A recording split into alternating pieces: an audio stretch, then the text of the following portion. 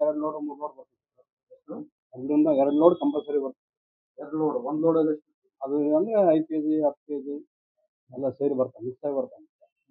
ಈಗ ಕಮರ್ಷಿಯಲ್ ಬಂದ್ ಮಾಡಿದ್ದಾರೆ, ಟೋಟಲಿ ಕಮರ್ಷಿಯಲ್ ಇಲ್ಲ. ಕಮರ್ಷಿಯಲ್ ಪೂರ್ತಿ ಇಲ್ಲ ಇನ್ನು 2 ದಿವಸ ಮುಂಚೆ ಕೆಳಗನ ಬಂದಿತ್ತು, ಅದನ್ನ ಅವ್ರಿಗೆಲ್ಲ ಸಪ್ಲೈ ಮಾಡಿ. ಈಗ ಓನ್ಲಿ ಡೊಮೆಸ್ಟಿಕ್ ಕೊಡ್ತಾ ಇದ್ದಾರೆ. ಅದು ಓನ್ಲಿ 25 ಸಾಲ ಮೇಲೆ ಬುಕ್ಕಿಂಗ್ ಆಗಿರೋದು.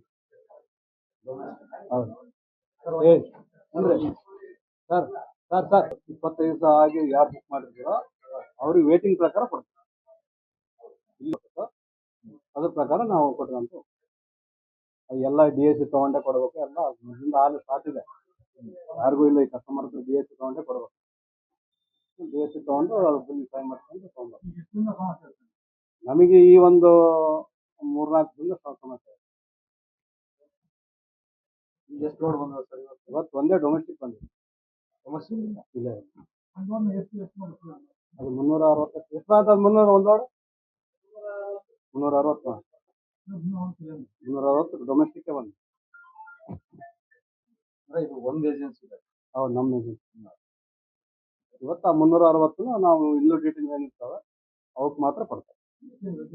ವೇಟಿಂಗ್ ಲಿಸ್ಟು ಈಗ ನಮ್ಗೆ 723 ರೂಪಾಯಿ ಇಲ್ಲಿವರೆಗೆ ವೇಟಿಂಗ್. ಬಟ್ ಇವತ್ತು 360 ಹೋಗ್ತವೆ.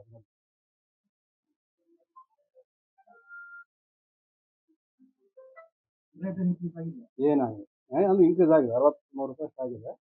ಅದು ಬರುತ್ತೆ, ಬಿಲ್ಲೇ ಬರುತ್ತೆ. ಬಿಲ್ ಹಳೆ ಇದ್ರು ಸಹಿತ ಬಿಲ್ ಕ್ಯಾನ್ಸಲ್ ಆಗಿ ಹೊಸ ಬಿಲ್ ಜನರೇಟ್ ಆಗುತ್ತೆ. ಎಷ್ಟು ರೇಟ್ ಜಾಸ್ತಿ ಆಗಿದೆ? 63 ರೂಪಾಯಿ ಆಗಿದೆ. 63 ರೂಪಾಯಿ